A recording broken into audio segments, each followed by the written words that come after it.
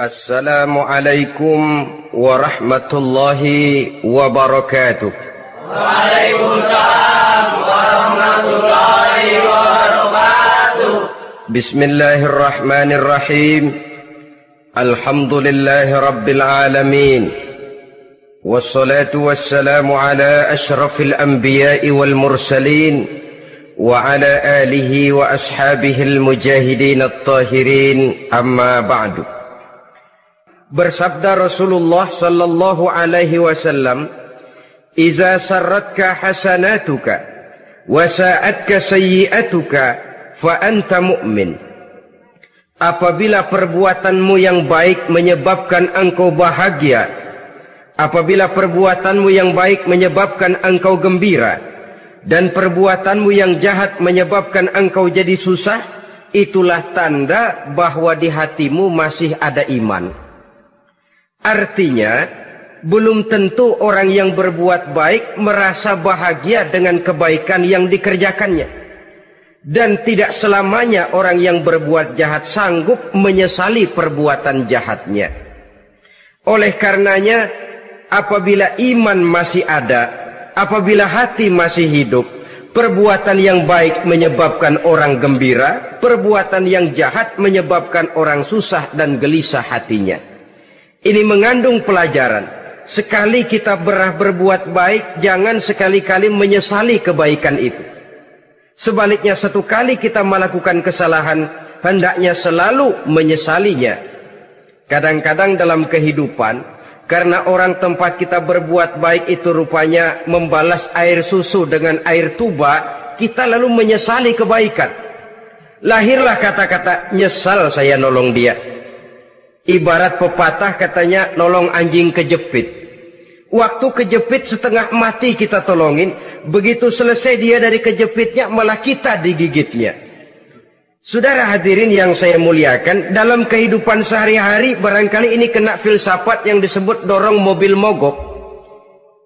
Ketika mobil mogok setengah mati kita dorong, begitu mesin hidup ditinggalkannya kita di belakang. Sesungguhnya perbuatan kita yang baik tidak harus disesali, karena disesali atau tidak, toh perbuatan itu sudah kita lakukan. Dan penyesalan atas segala kebaikan hanya akan mengurangi nilai pahala kebaikan itu sendiri.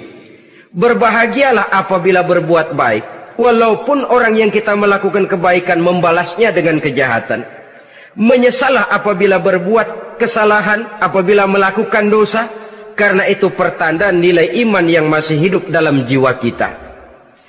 Saudara-saudara kaum muslimin yang berbahagia, jadi sungguh pun pahala dan dosa sesuatu yang abstrak, efeknya jelas dia mendatangkan kebahagiaan atau membawa kepada kegelisahan batin di dalam kehidupan manusia.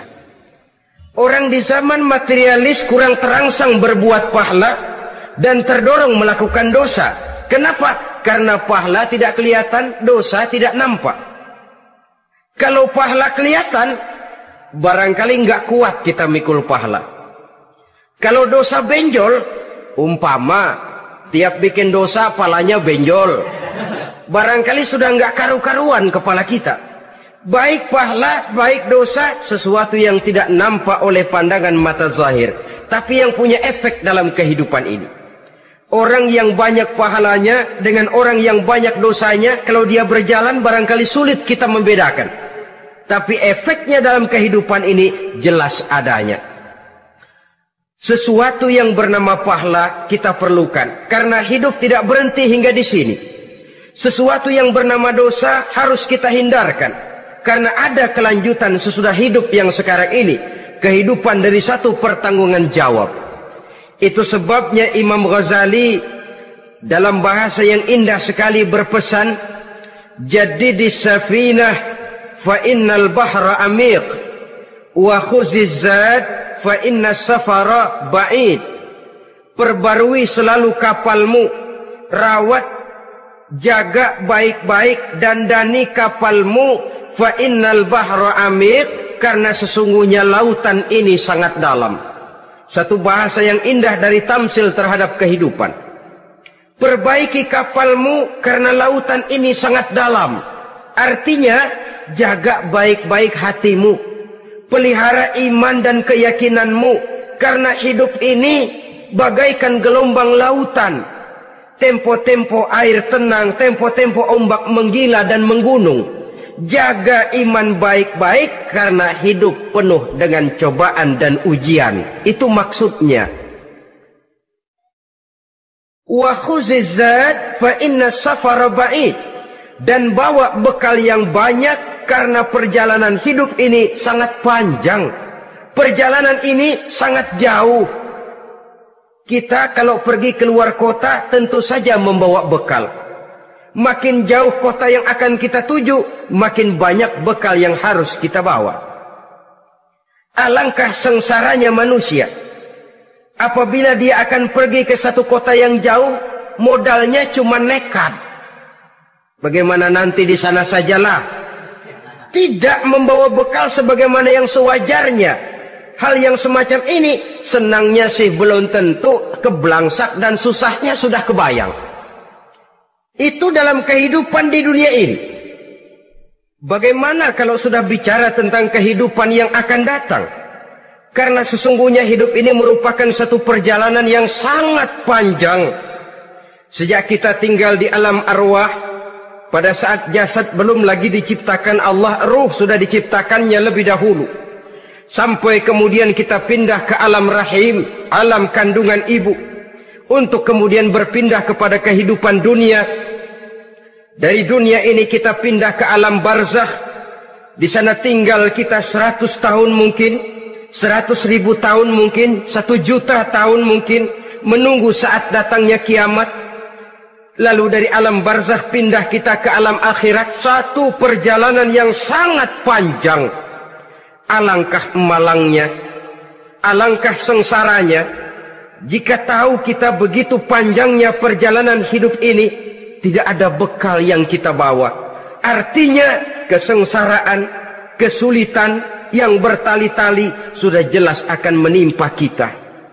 Kalau pergi kita keluar kota membawa bekal uang, membawa bekal makanan, apa bekal yang mesti kita bawa?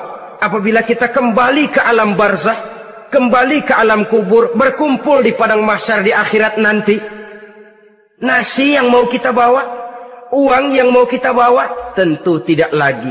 Karena kehidupan materialis selesai di atas liang lahat. Bila masuk kita ke liang lahat, disitulah pahala dan dosa memegang peranan yang sangat penting. Maka pada pertemuan malam ini, kita akan bicara tentang pahala dan dosa itu. Saudara-saudara kaum muslimin rahimakumullah. Yang dinamakan pahala, kata Imam Ali Al-Jurjani dalam kitab At-Ta'rifatnya, ma yastahiqqu bihi ar-rahmatu wal maghfiratu minallahi ta'ala. Sesuatu yang pelaksananya berhak untuk mendapat rahmah dan ampunan dari Allah. Dengan kata lain, nilai pahala adalah akibat dari perbuatan-perbuatan di dalam melaksanakan perintah dan anjuran yang ada di dalam kehidupan agama. Apabila perintah dan anjuran kita laksanakan, nilai pahala itu lalu datang. Nah, nilai pahala dalam Islam, menurut konsepsi Quran, Allah menjelaskan, man jaa bil hasanati falahu asyru amsalihha. Barang siapa yang datang membawa satu kebajikan, barang siapa yang melaksanakan satu kebaikan, maka dia akan mendapat balasan 10 kali dari kebaikan yang dikerjakannya. 10 kali ini pun masih dilipat gandakan dengan 7. 7 ini pun masih dikalikan 100. Dan itu pun masih ditambah dengan pernyataan, wallahu yudha'ifu liman yasha. Allah masih akan melipat gandakan perbuatan baik seseorang yang dikehendakinya. Itulah nikmatnya dalam Islam. Tetapi sebaliknya, wa man jaa'a bisayyi'ati fala yujza illa mislaha. Barang siapa yang melakukan satu kejahatan, dia tidak akan mendapat balasan kecuali sesuai dengan kejahatan yang dikerjakannya. Alangkah rahman dan rahimnya Allah. Orang yang berbuat baik dibalas 10, dikali 7, dikali 100, masih dilipat gandakan pula. Tapi orang yang berbuat jahat tidak akan mendapat balasan kecuali sesuai dengan kejahatan yang dikerjakannya. Ini kan beda dengan sifat kita manusia. Kita ini kadang-kadang kalau dijitak membalasnya mukul. Tapi kalau orang berbuat baik kepada kita, kita enggan untuk berbuat baik kepada orang tadi. Allah tidak mengajarkan begitu. Satu kebaikan berbalas 10.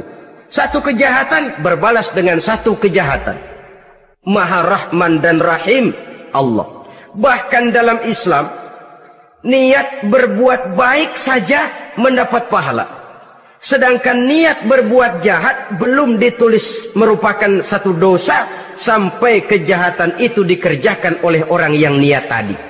Umpamanya, saudara niat nanti malam giliran pengajian saya mau hadir di majelis taklim. Pas datang waktu malam hujan turun sangat lebat. Saudara berhalangan datang ke majelis taklim, saudara sudah mendapat pahala niat. Tapi saudara niat nanti malam kalau turun hujan, saya mau bongkar rumahnya si fulan, saya mau curi seluruh harta bendanya.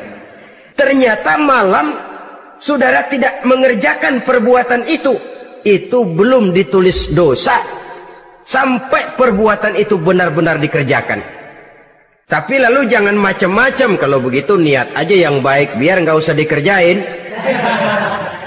Niat aja pengen ngaji walaupun tidak ada niatan untuk ngaji. Allah lebih tahu tentang apa yang terdetik di dalam hati sanubari kita. Itulah sebabnya sangat dianjurkan orang untuk melakukan segala macam kebajikan. Dan dianjurkan orang menjauhkan segala macam bentuk kejahatan. Karena dia akan berefek melahirkan dosa dan pahala. Dosa dan pahala itulah alat untuk memperoleh kebahagiaan di alam kubur, di padang mahsyar, sampai di akhirat nanti. Di dunia ini mungkin segalanya bisa kita beli dengan yang namanya uang.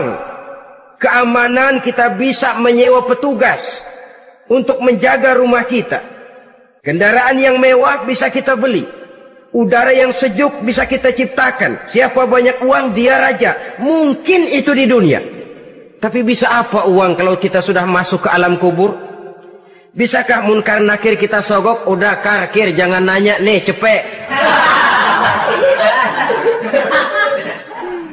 Bisakah malaikat azab menyingkir dengan uang semir? Ternyata tidak. Untuk memperoleh kebahagiaan di sana, nilai pahala. Kesengsaraan akan kita dapat kalau kita banyak menumpuk dosa. Oleh karena itu jangan beranggapan, pahala nggak kelihatan, dosa juga nggak kelihatan, biarin saja. Yang tidak kelihatan ini pada waktunya akan memegang peranan yang sangat penting. Tapi tidak cuma untuk menghadapi hidup di situ, kita lalu harus berbuat baik dan meninggalkan yang jahat. Terutama juga di dunia ini. Toh pepatah bilang gajah mati meninggalkan gading, harimau mati meninggalkan belang. Apa yang akan kita tinggalkan setelah kita mati? Kita ingin jasad kita boleh hancur terkubur tanah, tapi nama kita ingin hidup terus, dikenang orang 100, 1000, bahkan 1.000.000 tahun yang akan datang.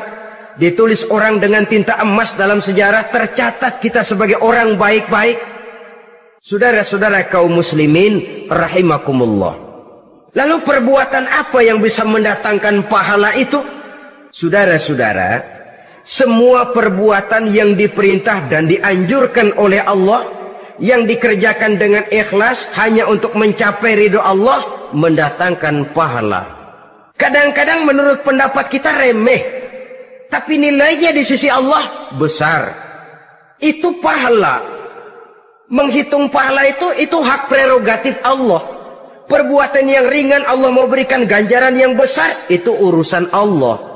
Misalnya, kata Nabi, la tahkiranna minal ma'rufi syai'an. Jangan kamu menganggap remeh perbuatan baik walaupun kecil. Jangan merasa sulit melakukan perbuatan yang mengandung pahala. Bertemu dengan teman, muka kita cerah, berpahala. menyingkirkan duri di jalanan berpahala, menolong orang yang sesat, memberitahu orang yang bertanya berpahala. Tidak sulit kalau kita mau. Yang diperintah dan dianjurkan oleh agama itu perbuatan yang mengandung nilai-nilai pahala. Masalahnya cuma tinggal mau atau tidak dan dikerjakan dengan ikhlas. Bertemu teman mukanya cerah, pahala. Menyingkirkan duri di jalanan, pahala. Sedekah, pahala. Tidak berupa perbuatan, bisa berupa ucapan. Misalnya bersolawat, pahala. Bertasbih dan bertahmid, pahala. Kata Nabi, kalimatani khafifatani 'alal lisan, saqilatani fil mizan. Ada dua kalimat yang enteng di lidah tapi berat di timbangan akhirat nanti. Apa itu? Subhanallah walhamdulillah. Itu kan amalan yang ringan, perbuatan yang mudah saja, tapi nilainya demikian besar dalam pandangan Allah. Jadi pendeknya, perbuatan yang bernilai pahala adalah perintah dan anjuran agama yang dilaksanakan dengan ikhlas semata-mata untuk mencapai ridho Allah, itu mengandung pahala. Niat dasarnya itu harus karena Allah. Landasannya harus karena ikhlas. Bukan cuma sekedar basa-basi, tidak karena ingin dipuji orang, tidak karena mengharap tanda jasa, tapi ikhlas semata-mata. Dari perbuatan yang paling kecil dan mudah sekali sampai kepada amalan-amalan yang besar dan memerlukan biaya yang besar, seperti melaksanakan ibadah haji, seperti jihad fi sabilillah, membangun masjid, membangun pondok-pondok pesantren, membangun pusat-pusat kesehatan, membangun jalan-jalan umum, termasuk menjaga keamanan. Jangan dikira loh, siskamling umpamanya, menjaga keamanan kampung tidak berpahala. Kalau diniatkan ibadah, menjaga ketenangan warga supaya mereka tekun ibadah, ikhlas karena Allah, itu juga bernilai ibadah. Keluar kita dari rumah, pergi pagi, pulang sore, peras keringat, banting tulang cari nafkah buat menghidupi anak istri kita. Kalau diniatkan ibadah, melaksanakan kewajiban sebagai kepala rumah tangga, membantu orang tua sebagai anak, itu juga perbuatan-perbuatan yang mengandung pahala. Yang terbaik sesuai dengan bidang kehidupan kita. Ada orang yang dinamakan abid, ahli ibadah, pahala yang paling baik bagi dia, banyak-banyak tahajud, sembahyang malam, wirid, zikir, tasbih.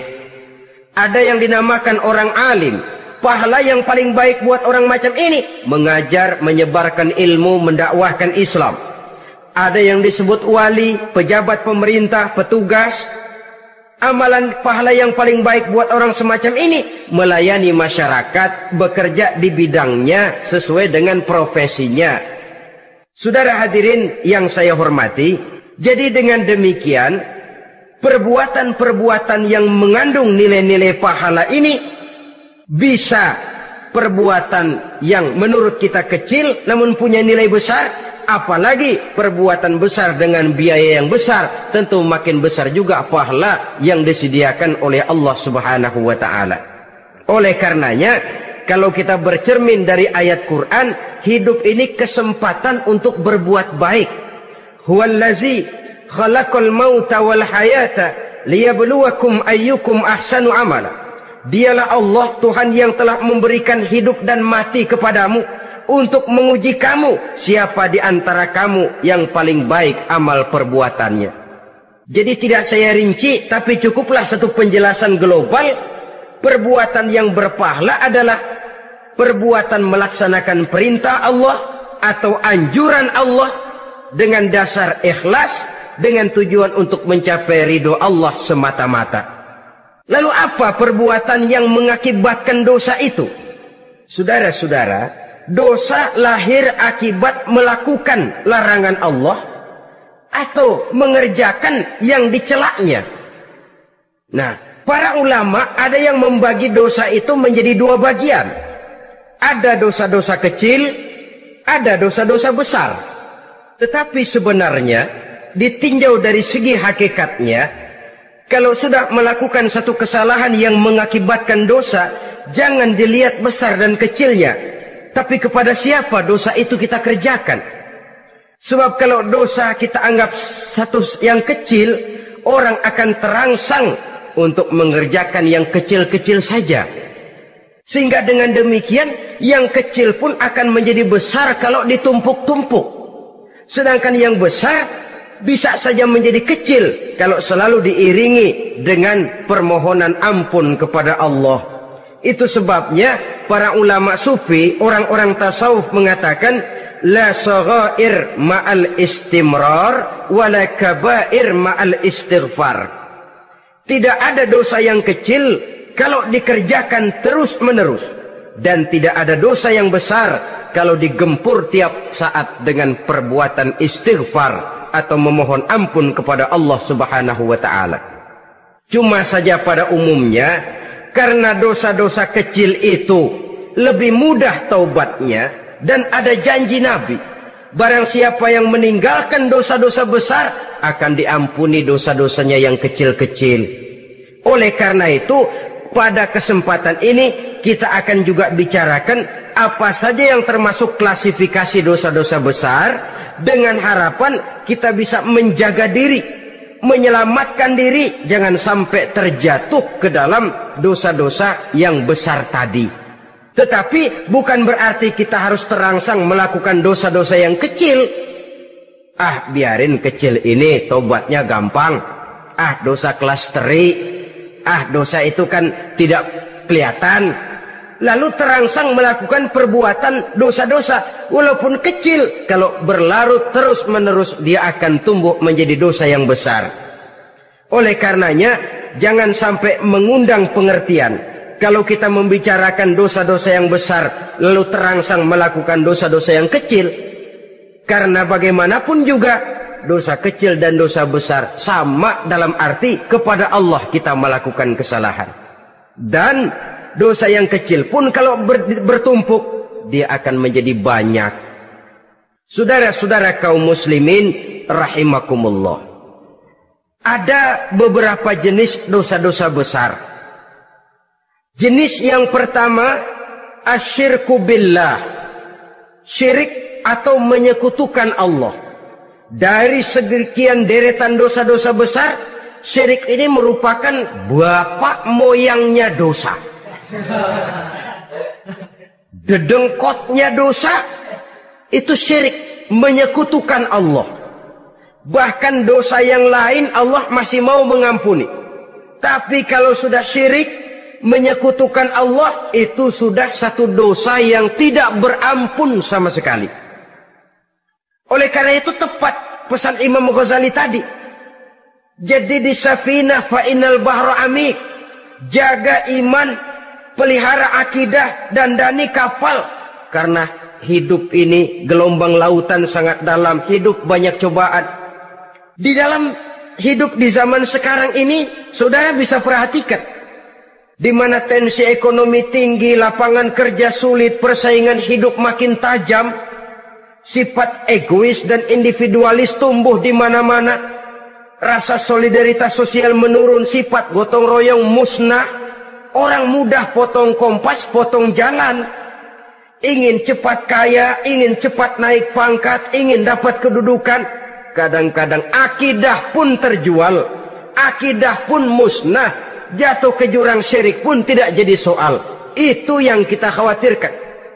Kalau dosa-dosa yang lain Allah masih mau mengampuni, tapi kalau sudah jatuh kepada syirik, Allah sama sekali tidak akan memberikan ampun.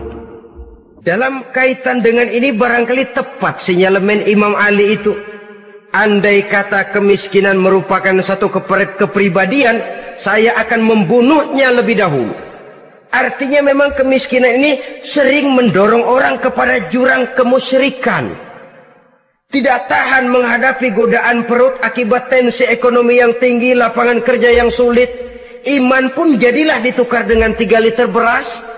Akidah pun jadilah dibarter dengan 3 bungkus supermi, dengan pakaian bekas, dengan obat-obatan. Tidak jadi soal baginya mengejar kebahagiaan yang relatif singkat dengan mengorbankan kebahagiaan yang abadi. Persis ibarat pepatah, nyari jarum kampak hilang.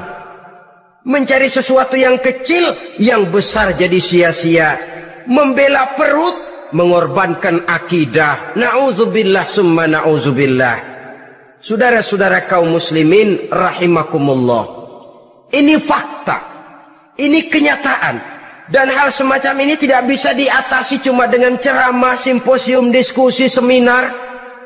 Apalagi Nabi berpesan, solahu ummati bil ilmi wal mal. Umatku hanya bisa menjadi baik akidahnya dengan ilmu dan harta. Itu bahasa Nabi. Kalau bahasa kita sekarang, dengan ekonomi dan pendidikan. Ilmu, pendidikan, ekonomi, harta. Tanpa itu sangat besar kemungkinan kita bisa menjual akidah terjerumus di lembah kemusyrikan. Maka terutama kepada saudara-saudara saya, muslimin yang terpencil jauh dari kota-kota besar, yang kadang dalam kehidupan seharinya imannya sering digoda oleh supermi, akidahnya sering ditantang oleh pembagian beras, pakaian-pakaian bekas, obat-obatan dan sebagainya. Jaga dan bentengi akidah kita. Lebih baik nyawa berpisah dari badan, asal iman jangan berpisah dari hati. Kepada adik-adik saya para remaja, para pemuda di kota-kota besar, yang iman dan akidahnya sering ditantang dengan minuman-minuman keras, fasilitas-fasilitas yang menghanyutkan, yang secara terarah dan praktis sedikit demi sedikit menggiring kita untuk keluar dari nilai-nilai akidah. Hati-hati, jaga baik-baik, sebab intan paling mahal, mutiara paling berharga, tidak lain nilai iman ini. Tergelincir kita daripadanya, jatuh ke lembah kemusyrikan, jatuh ke satu dosa yang teramat besar, yang Allah tidak akan pernah memberikan ampun lagi. Ini dosa besar yang pertama. Yang kedua, qatlun nafsi illa bil haq. Membunuh orang tanpa alasan yang benar. Di zaman kesulitan ekonomi kadang-kadang orang mudah nekat. Tengok saja, kadang-kadang karena pasal uang 100-200 perak saja nyawa bisa melayang. Kadang-kadang karena urusan yang remeh, salah omong, salah ambil, salah ucap, salah pegang, nyawa bisa jadi melayang. Alangkah murahnya nyawa, seakan-akan kita yang punya. Padahal nyawa itu hak milik Allah. Tidak pantas kita merampasnya, tidak pantas kita menghilangkannya dari jasad seseorang. Oleh karenanya, membunuh orang merupakan satu dosa yang sangat besar. Jangankan kepada orang yang seakidah, orang yang lain akidah saja pun, kalau dia hidup berdamai, rukun, berdampingan, kita harus melindungi. Apatah lagi teman seakidah sendiri. Saudara-saudara kaum muslimin rahimakumullah. Pantas kalau Nabi menyatakan, apabila dua orang Islam sudah saling berkelahi, berbunuh-bunuhan, al-qatil wal maqtul finnar. Yang membunuh dan yang dibunuh, dua-duanya sama-sama masuk neraka. Sahabat heran, ya Rasul, kalau yang membunuh masuk neraka sih wajar, tapi yang terbunuh kok neraka juga, kenapa? Kata Rasul, sebenarnya dia juga cuma sudah niat untuk membunuh, cuma keduluan saja. Andai kata dia tidak terbunuh, tentu dia yang akan membunuh. Saudara-saudara kaum muslimin rahimakumullah. Islam sesuai dengan namanya adalah agama damai. Kita tidak boleh mencari-cari musuh. Walaupun tidak boleh lari kalau bertemu musuh. Oleh karenanya, pantang seorang muslim menimbulkan benih keonaran menjadi biang kerok buat lingkungannya. Sesuai dengan namanya, seorang muslim adalah seorang yang dalam hidup senantiasa berusaha menebarkan salam, menebarkan kedamaian, ketenangan dan ketentraman. Dengan prinsip musuh jangan dicari, bertemu pun jangan lari. Yang ketiga, termasuk dalam kelompok dosa besar ini, syurbul khamr, meminum minuman keras. Termasuk di dalam kata khamr ini ganja, morfin, narkotik. Sebab apa? Jenis minuman semacam itu tidak hanya merusak keadaan sekarang, tapi sekaligus merusak kehidupan yang akan datang. Kalau itu jatuh di tangan generasi muda, artinya kan merusak kehidupan masa depan daripada suatu bangsa. Karena apa? Remaja dan pemuda merupakan bentuk miniatur daripada kehidupan bangsa. Akan bagaimana warna umat Islam di Indonesia. Bahkan akan bagaimana warna Indonesia 30, 40, 50 tahun yang akan datang. Remaja sekarang jawabannya. Kalau remaja kita sekarang ini kerjanya cuma bisa nyekek botol, insya Allah bangsa Indonesia 30-40 tahun yang akan datang akan tumbuh menjadi bangsa teler. Tidak banyak yang bisa kita harapkan. Remaja adalah gambaran masa depan dari satu bangsa, dari satu umat. Dan remaja itu di dalam dirinya secara fitrah terkumpul semua bakat, terdapat semua kemungkinan. Kita ini lahir membawa sifat pemimpin, tapi juga membawa sifat pengacau. Kita ini ada bakat jadi orang jujur, ada bakat jadi pengkhianat. Kita ini ada bakat menjadi orang baik-baik, kita juga punya bakat jadi biang kerok. Kita kemungkinan bisa jadi pemimpin bangsa, tapi juga bisa menjadi pemimpin bangsat. Nanti lingkungan dan pendidikan akan menumbuhkan, membentuk mana yang tumbuh lebih subur. Kalau lingkungan dan pendidikannya lebih banyak bercerita tentang kejujuran, maka nilai kejujuran yang akan tumbuh lebih banyak dalam jiwanya. Dan insya Allah diharapkan dia akan menjadi manusia yang jujur di kelak kemudian hari nanti. Dan masalah minuman keras ini sebenarnya berkait. Kita tidak bisa cuma menyalahkan remaja saja, menyalahkan pemuda saja. Karena bagaimanapun masalahnya kompleks. Menghancurkan sesuatu tanpa melihat kausalnya, tanpa melihat sebab akibatnya kan sama juga bohong. Kemungkinan karena broken home, kemungkinan karena pergaulan, kemungkinan karena kurang perhatian orang tua, kemungkinan karena akibat bacaan, tontonan, atau fasilitas berupa dibukanya pabrik-pabrik minuman keras, dijualnya minuman-minuman keras, di warung-warung yang remang-remang, yang memberikan kenikmatan, kebahagiaan dan kebanggaan tersendiri, sehingga akhirnya orang terangsang untuk datang dan minum di sana. Pada dasarnya memang sepele, cuman minum nggak ngerugiin orang lain kan? Iya, pada waktu minum. Tapi dikala sudah mabuk, out of control, apapun bisa kita lakukan. Yang kita ucapkan kita tidak sadari lagi, yang kita kerjakan tidak kita sadari lagi.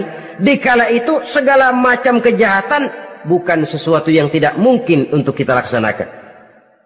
Nggak ngerugiin orang lain, memang pada saat mau minum. Tapi begitu minum, mabuk, kita bisa merugikan orang lain. Setidaknya merugikan diri sendiri. Pertumbuhan IQ menjadi lemah, semangat kehidupan hilang, gairah kerja menurun, kalau tidak ada sama sekali. Lalu apa yang bisa kita lakukan di dalam kehidupan? Dan akan lebih celaka kalau ini menimpa kehidupan generasi muda kita. Kadang-kadang yang ironi ya, kalau yang orang tuanya mampu barangkali masih tertolong, tapi yang orang tuanya kondisi ekonomi lemah masih kepengen teler juga. Orang tuanya nggak mampu masih pengen mabuk. Dari ganja, morfin nggak dapat, akhirnya kaleng cat diisepin. Yang penting kan bisa teler, mendatangkan satu kebahagiaan tersendiri. Itu sebabnya memang satu kejahatan menurut teori polisi ya hanya bisa terjadi karena faktor N dan K, niat dan kesempatan. Niat ada, kesempatan ada, jadi orang jahat. Kurang salah satunya, biasanya kejahatan terbendung. Niat ada, kesempatan tidak ada, sulit berbuat jahat. Kesempatan ada, niat tidak ada, tidak mungkin orang jahat. Tapi yang paling dominan sebenarnya niat. Kalau niat sudah kuat, kesempatan bisa dicari. Kesempatan bisa diciptakan. Biar Hansip nongkrong, ditungguin lengahnya. Iya biarin. Jam 11 sampai jam 2. Matanya melotot. Jam 3 dia mulai ngulet, ngempet. Nah, di saat itu saya masuk ke rumahnya. Kalau niat kuat, kesempatan bisa diciptakan. Dan kalau sudah niat, ini masalah hati. Kalau sudah masalah hati, menyangkut soal moral. Moral artinya sudah masuk kepada kehidupan agama. Saudara-saudara kaum muslimin rahimakumullah. Yang keempat yang termasuk jenis dosa besar, az-zina, perbuatan zina. Di zaman pergaulan bebas dengan prinsip free love, free sex ini, tengok sudah berapa banyak gadis-gadis bergelimpangan jadi korban. Berapa banyak bayi-bayi yang lahir ke dunia tanpa tahu kemana dia mesti memanggil bapak. Apakah deretan jumlah korban ini masih harus bertambah lagi? Paling tidak, biarlah yang sudah jadi korban, tapi jangan bertambah lagi hendaknya. Masing-masing kita berupaya menahan diri. Termasuk dalam kategori zina ini, yang merupakan cabang-cabangnya, liwat, homoseks, lesbian, masturbasi. Bahkan masturbasi itu termasuk jenis zina tangan. Dan itu juga merupakan satu dosa. Di samping dosa juga merusak diri. Karena bagaimanapun juga dia akan mengurangi kemampuan daya pikir seseorang. Maka agama memberikan jalan keluar. Pesan Nabi, ya ma'syara syabab, man istata'a minkumul ba'at falyatazawwaj. Hai para pemuda, kata Nabi, barang siapa di antara kamu yang sudah bisa ba'at, yang sudah mampu ba'at. Ba'at itu artinya memberikan nafkah. Baik nafkah zahir maupun nafkah batin. Falyatazawwaj, maka hendaklah dia kawin. Jadi yang maksud ba'at ini ya nafkah zahir, ya nafkah batin. Kita kadang-kadang cuma bisa ngasih nafkah batin saja sudah merasa pokoknya kan saya sanggup untuk kawin, lalu kawin tanpa kehilangan, dengan kehilangan pertimbangan. Saudara-saudara, wa in lam yastati', adapun kalau dia belum mampu, fa alaihi bisyam, hendaknya dia banyak puasa. Fa innahu lahu wija, karena puasa itu akan merupakan benteng jangan sampai orang memperturutkan hawa nafsunya. Andai kata puasa belum hobi, banyaklah olahraga para pemuda, para remaja. Karena dengan olahraga, pemikiran untuk memperturutkan hawa nafsu agak sedikit terkendali dan energi tersalurkan dalam bentuk yang positif. Pendeknya kreatif, banyak kegiatan. Ini pesan Imam Syafi'i tepat itu. Kata beliau, inni ra'aitu wuqufal ma'i yufsiduh insala toba wa illam yajri lam yatib. Aku melihat air kalau diam rusak, tapi kalau dia mengalir jernih. Air kalau ngendap nggak ngalir, nyamuk nyarang di situ, bisa jadi sumber penyakit. Manusia hidup begitu. Kalau nggak punya kegiatan, nggak kreatif, kerjanya cuma delohom, ayam-ayam, akhirnya jadi ngerusak. Ngomongin orang, si ano ngapa, ano. Kebangetan nggak ngapa-ngapain, orang aja dipontenin. Orang diomongin, lahirlah namimah, lahirlah ribah. Saudara-saudara, air itu kalau ngendap ada aja yang nyarang. Tapi kalau dia ngalir, orang ada kesibukan, insya Allah dia tidak akan jatuh kepada sesuatu yang bisa mengundang dosa. Isilah waktu dengan hal-hal yang bermanfaat. Karena hidup ini singkat dan tidak berjalan mundur ke belakang. Mundur hancur, berhenti diinjak orang. Sekali melangkah, jangan surut mundur ke belakang. Homoseks, terlepas dari penyakit kejiwaan. Sekarang ini kan sudah ada persatuan kaum gay katanya. Meminta perlakuan yang sama dan agar dibolehkan kawin sesama mereka. Secara manusiawi boleh, secara manusiawi kita hargai mereka.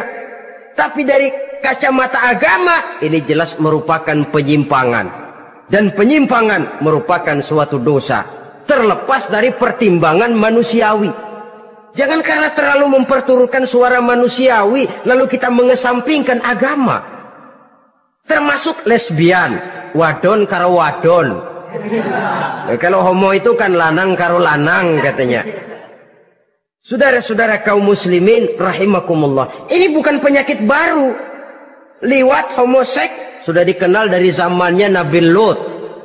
Laki dengan laki. Lesbian dari zaman istrinya Nabi Lut. Terlepas dari penyakit kejiwaan, dari segi agama, ini merupakan penyimpangan dan merupakan dosa yang besar. Yang kelima, yang termasuk jajaran dosa kelas kakap, qazful mu'minina wal mu'minat, menuduh orang mukmin yang baik-baik, laki atau perempuan, melakukan perbuatan zina sehingga hancur namanya di masyarakat. Ini merupakan satu perbuatan dosa yang sangat besar dan sangat dimurkai oleh Allah. Saudara-saudara kaum muslimin rahimakumullah. Oleh sebab itu tentang masalah ini, kalau memang tidak ada saksi, jangan sembarang kita enteng lidah menuduh orang lain berbuat zina, menuduh orang lain berbuat serong. Dosanya kelewat besar di dalam kehidupan. Karena apa? Mencari harga diri itu berat. Memelihara kehormatan diri jauh lebih berat. Satu kali orang dihancurkan namanya di masyarakat, dia akan terisolir jadinya.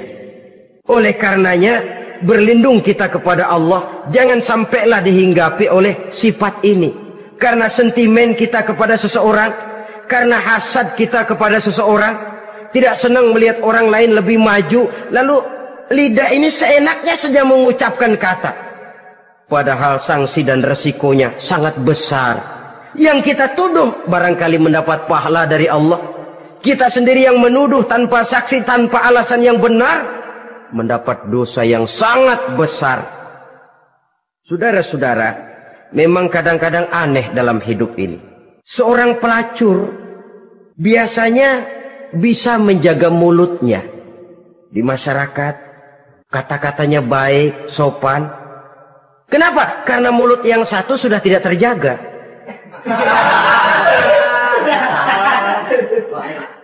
Kita kadang-kadang kehormatan bisa kita jaga, tapi mulut tidak terkontrol. Ngomong saenake dhewe, bikin orang mangkel, kesal, fitnah sana, fitnah sini, menghancurkan nama baik orang, ngomongin yang macam-macam. Bagai-bagai macamlah caranya. Saudara-saudara kaum muslimin yang berbahagia. Jadi dengan demikian, menuduh orang lain berbuat zina, sedangkan orang itu tidak pernah melakukannya, ini termasuk satu dosa yang sangat besar di dalam kehidupan ini.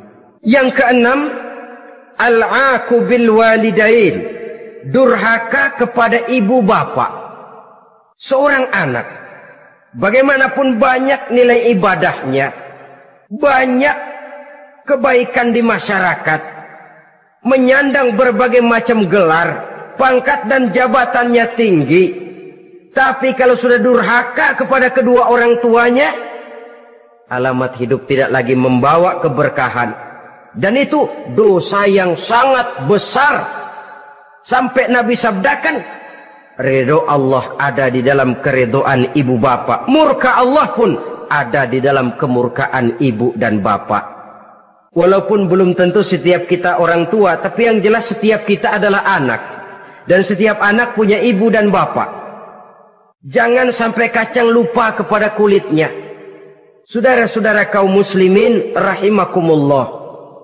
Durhaka kepada ibu bapak merupakan perbuatan yang sangat dimurkai oleh Allah. Apalagi ibu yang telah melahirkan kita, bahkan mengandung kita. Begitu juga bapak yang telah berusaha peras keringat banting tulang untuk mengasuh membesarkan kita. Tidak ada perbuatan baik yang kita lakukan untuk bisa menebus kebaikan daripada ibu dan bapak kita.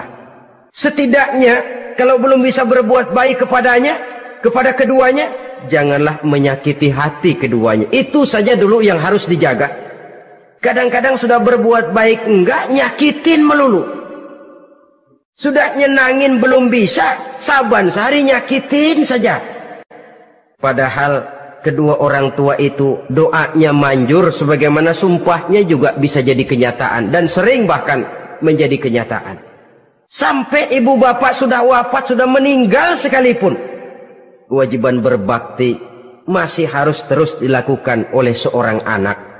Lalu yang ketujuh, at-tawalli yaumaz zahfi, berpaling pada hari pertempuran. Orang sedang sibuk-sibuk menghadapi musuh, maksudnya berjuang membela agama ini, dia lari menyelamatkan diri. Pengecut, mental munafik. Ayo, kalau demi agama, mari kita maju ke depan. Allahu Akbar. Yang besar Allah, yang lain kecil semua. Maju. Orang lain maju serentak, dia mundur jauh ke belakang. Mental munafik, mental calo istilah sekarang ini. Oh, itu calo, mental calo. Tuhan gedek banget itu. Coba ya, calo itu paling sibuk nyuruh penumpang naik. Tapi sementara penumpang naik sampai ke tempat tujuan masing-masing, calonya nggak kemana-mana, diem aja di situ. Cuma orang aja disuruh naik. Saudara-saudara, kerja bakti, orang turun kecomberan, dia naik ke tempat tidur. Mundur di hari pertempuran, menyebabkan orang lain gugur, dia sendiri menyelamatkan diri. Mental pengecut, mental munafik, itu merupakan dosa yang sangat besar. Saudara-saudara kaum muslimin rahimakumullah. Itu sebabnya agama itu memerlukan keberanian. Memang, tapi bukan keberanian yang tanpa perhitungan. Sebab berani tanpa berhitung namanya berani babi. Kita berani kalau benar, kita harus takut kalau salah. Jangan dibalik. Salah berani, nekat namanya. Benar takut, pengecut namanya. Orang yang pengecut adalah orang yang takut membela kebenaran. Orang yang nekat sesungguhnya udah salah nggak malu lagi. Udah salah nekat lagi. Merasa rugi berbuat kebaikan, puas kalau berbuat kejahatan. Padahal Nabi pesan, siapa yang berbuat dosa sambil tertawa, nanti dia akan masuk neraka sambil menangis. Karena itu dipesan pula di dunia ini, sering-seringlah mencuci mukamu dengan air mata taubat. Cuci lidahmu dengan zikir kepada Allah. Bersihkan hatimu dengan air ikhlas. Saudara-saudara kaum muslimin rahimakumullah. Kan ada toh orang berbuat baik nggak gembira, tapi berbuat jahat malah puas. Atau sama saja orang lain berbuat baik, hatinya kesel. Orang lain berbuat jahat, dia malah mendukung. Atau orang lain tergelincir berbuat jahat, dia malah girang. Ini kan tidak objektif. Karena yang berbuat baik, orang yang dia keselin, dia nggak seneng. Tetapi karena yang berbuat jahat, orang yang dia senengin, dibenerin juga. Itu nggak objektif namanya. Mundur di hari pertempuran pada saat saudara-saudara kita sedang menghadapi musuh, sikap pengecut yang sangat dibenci Allah. Yang kedelapan, termasuk kelompok dosa besar, aklu malil yatim, makan harta anak yatim. Kadang-kadang ada orang mengeksploitir loh nasib anak-anak yatim. Karena biasanya para dermawan peka kalau mendengar nasib yatim, memberikan santunan. Si yatim belum makan, yang ngurusin udah pada kenyang.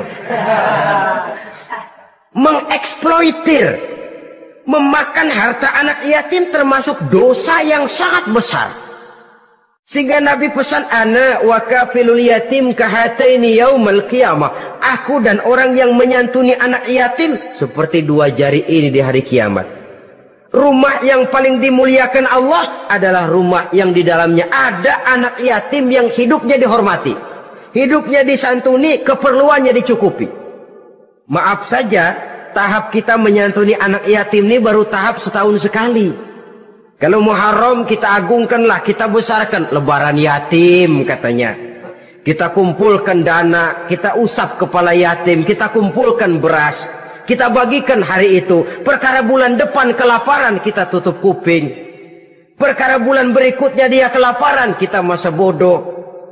Bahwa di bulan Muharram kita santuni yatim piatu itu sudah baik. Tapi akan lebih baik lagi kalau kita sanggup menjadi bapak asuh mereka, memikirkan sekolah mereka, ada kontinuitas. Kalau mereka diasuh oleh orang lain, lalu bertukar agamanya, berpindah akidahnya, kita ngomel habis-habisan. Tapi kita ada kemampuan, kita tidak mau berbuat semacam itu. Ya sama juga bohong namanya. Saudara-saudara kaum muslimin rahimakumullah. Orang yang menyantuni yatim mendapat pahala besar. Tapi orang yang mengkorup harta anak yatim, dosanya juga sangat besar. Berhati-hatilah kalau kita diberikan kepercayaan oleh masyarakat untuk mengurus anak-anak yatim. Karena pahalanya besar, resikonya juga besar. Yang ke-9, syahadatuz zur, sumpah palsu. Sebab sumpah palsu ini menggunakan nama Allah untuk sesuatu yang tidak benar. Nama kita saja dibawa untuk yang tidak benar, kita jengkel. Nama kita dipalsukan untuk sesuatu yang tidak baik, kita kadang-kadang jengkel, tidak puas jengkel, menuntut melalui saluran hukum. Kenapa? Nama saya dicatut. Bagaimana lagi kalau nama Allah kita pakai untuk bersumpah, sumpahnya palsu, menguntungkan kita, merugikan orang lain, Allah murka betul. Maka sumpah palsu termasuk deretan dosa-dosa besar. Apalagi yang ke-10, aklur riba, makan riba alias renten. Ini kan yang cepat mendatangkan uang. Kadang-kadang kalau yang bikin riba itu orang awam barangkali, ya masih kita maklumi. Kadang-kadang penyakit ini datang menimpa mereka juga yang kita kenal kebaikannya. Bahkan suka datang ke musola, rajin ke masjid kadang-kadang. Riba masih dimakannya. Karena cara cari duit paling enak. Duit utuh, tambahnya terus masuk. Na'udzubillah summa na'udzubillah.